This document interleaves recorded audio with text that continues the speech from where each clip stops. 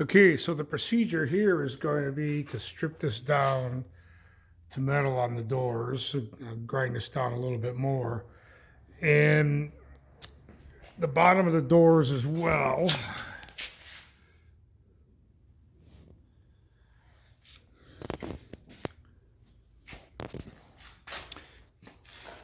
There's just enough left here so that what we can do is encapsulate what's left of the rust with Pour 15 and then use a fiberglass filler product on this corner here.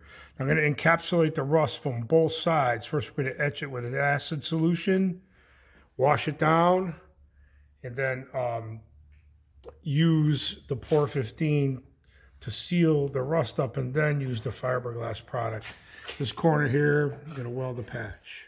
The rest of it, it would be nice to take the doors off and do all the metal work, but at this point in the game, that would just add a lot more time into this thing, and we're just going to do it like this.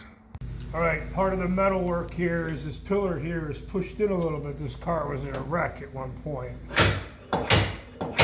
Pull it out.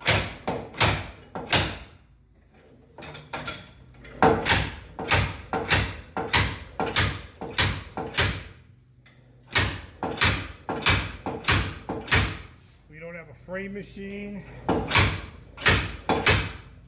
this is the next best thing. Kirk out. Okay, so after stripping it down to metal, etching, and applying Pour 15, the surface is now ready for body work.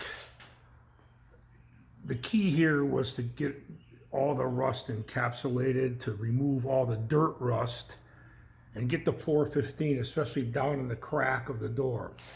I also treated the inner rocker because it's going to be encapsulated as well.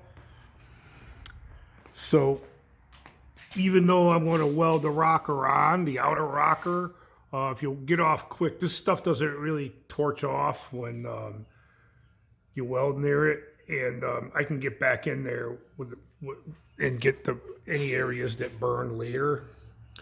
But here it is. Now we're ready to put the fiberglass filler in, and the rust has been treated in such a way that for the foreseeable future, it's gonna stop the rust from spreading. So it's as good as it gets. Next thing we have to do here is remove the rear bumper and the gas tank to get ready to work on the rear quarter.